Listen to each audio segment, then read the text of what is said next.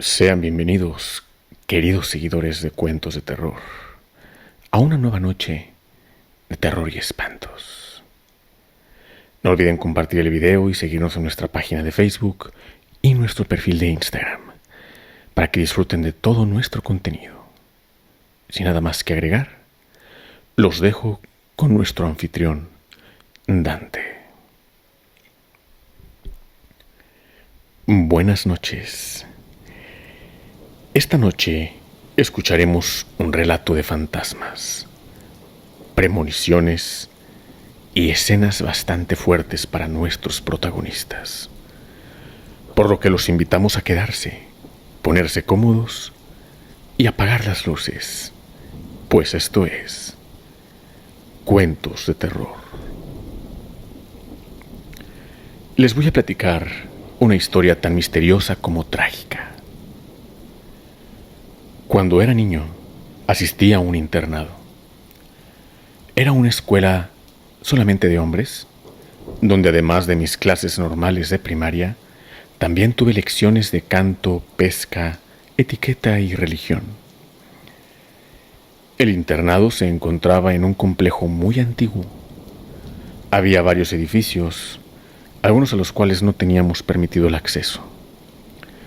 Había una capilla, 2 edificios de dormitorios y 2 más para tomar clases. Pero una torre de reloj y un tercer edificio de dormitorios estaban clausurados desde hacía décadas por razones que incluso los mismos miembros del personal administrativo desconocían. Conforme el tiempo pasó, aumentaron los ingresos e inscripciones en la escuela, por lo que el cupo ya no era suficiente en los dormitorios y la administración se vio obligada a reabrir y habilitar ese tercer edificio. Cuando lo hicieron, nos enviaron a los alumnos del último año de primaria ahí para dejar nuestras viejas habitaciones a los más jóvenes. Hubo un gran revuelo tras la mudanza al nuevo edificio. A pesar de haber sido remodelado, aún se sentía extraño e incómodo entrar a él, pues de los 3 pisos que contenían a más de 30 habitaciones cada uno, solamente ocupamos 6 habitaciones en el segundo piso. Y es en ese piso que se desarrolla esta historia de horror. Durante los días cambiábamos de edificio para ir a clases y no regresábamos a los dormitorios hasta la puesta de sol.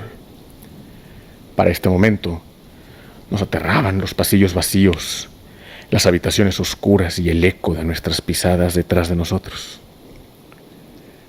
Había muchas leyendas e historias detrás de aquel edificio, de todo el complejo en general, pero en especial del edificio número 3, pues por la distribución de las recámaras, los barandales en los pasillos y el tragaluz central, se creía que anteriormente había sido una prisión o un manicomio. Historias exageradas después del paso de los años, pero que llegaron a sentirse muy reales después de un par de noches ahí.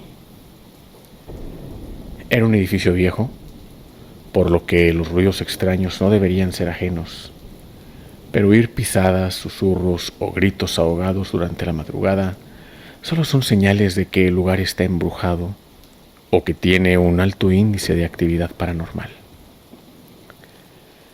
Estos ruidos nos helaban la sangre, pero no había mucho que podíamos hacer, pues el prefecto de piso parecía no escucharlos, por lo que ignoraba nuestras quejas.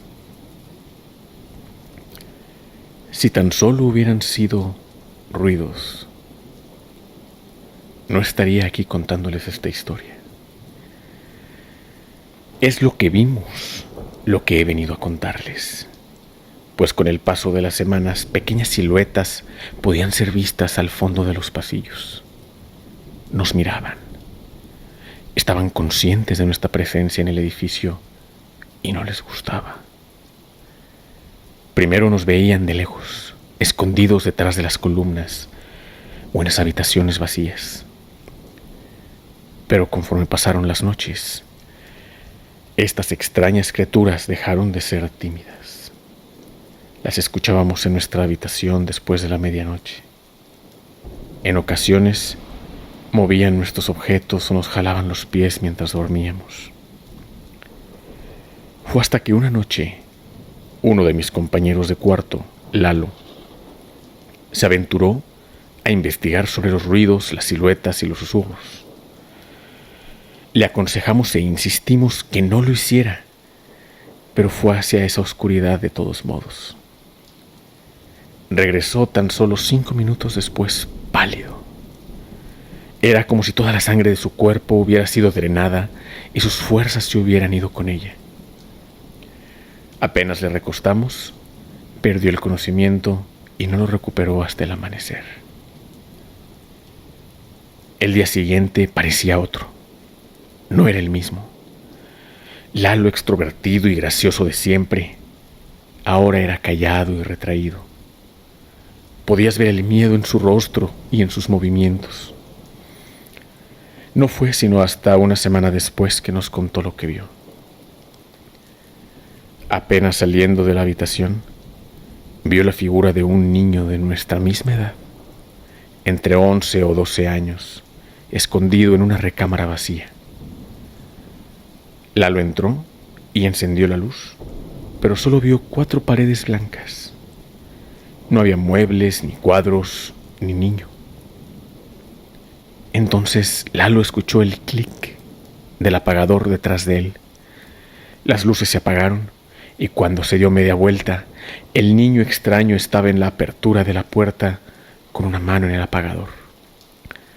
Su rostro no se le podía ver en la oscuridad. Y cuando Lalo le vio, el niño echó a correr.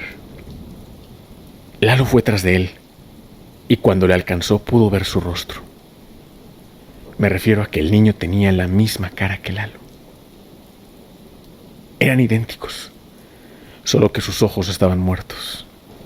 Eran grises, casi blancos, y de un corte transversal en su garganta brotaba la sangre a chorros. Esa fue la visión que cambió a mi amigo hasta el día de su muerte. Falleció hace un par de semanas en un accidente de auto. Se dice que tuvo múltiples heridas, pero que un corte en su garganta casi lo decapita. Son estas recientes noticias las que me tienen aquí platicándoles esto. Pues Lalo no fue el único que vio a su propio fantasma. Y no ha sido el único en morir de mis amigos, compañeros del internado. Iván es el siguiente.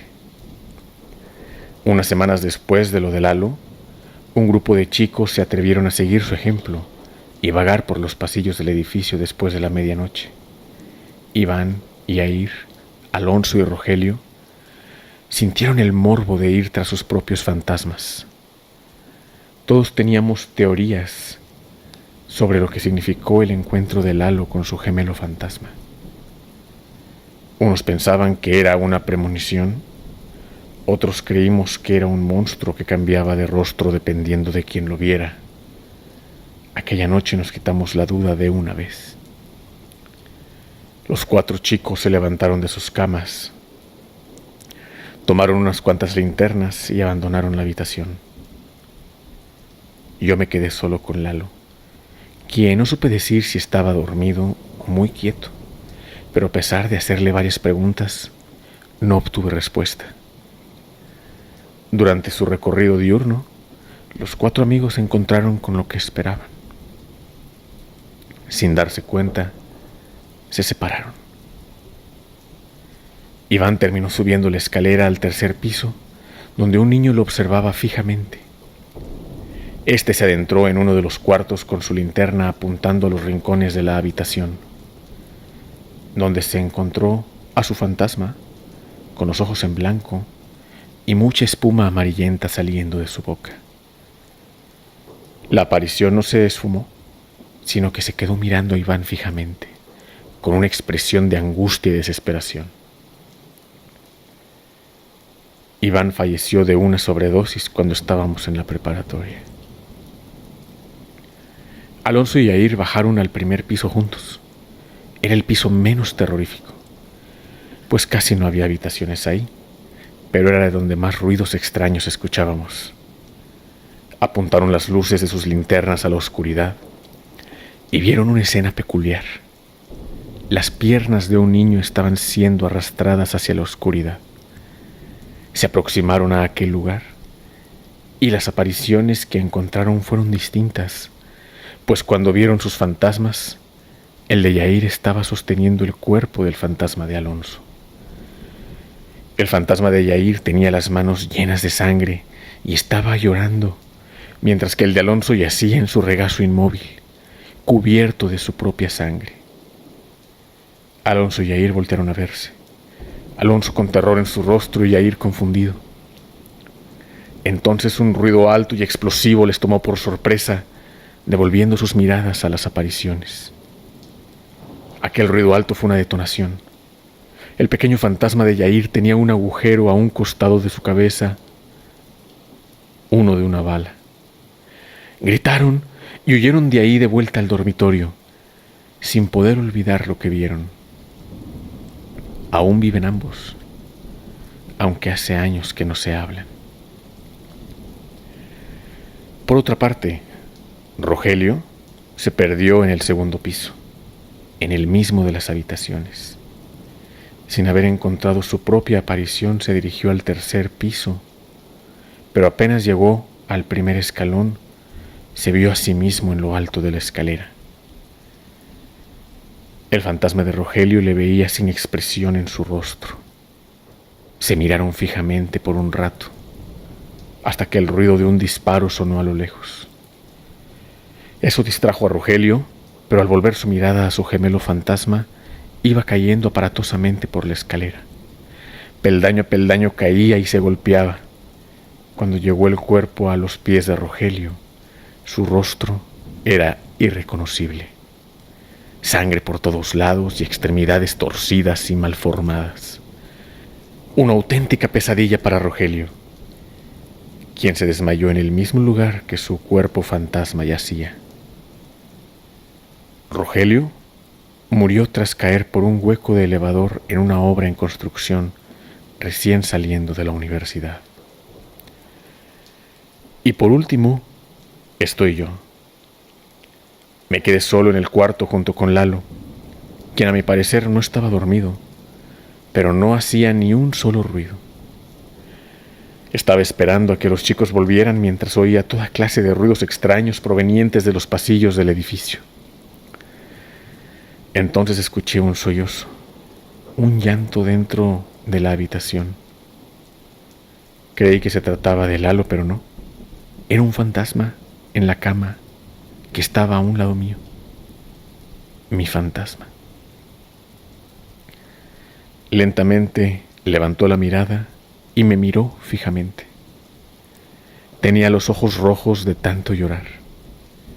Me transmitió su angustia, pero al mismo tiempo me hizo sentir incertidumbre.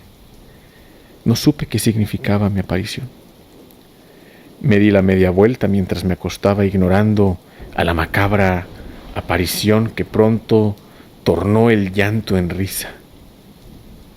Una risa tan malvada que me aterró hasta los huesos. Después de aquella noche, ninguno de nosotros volvió a ser el mismo. Han pasado más de 20 años de aquellos días y aún no logro entender lo que mi fantasma me quiso decir.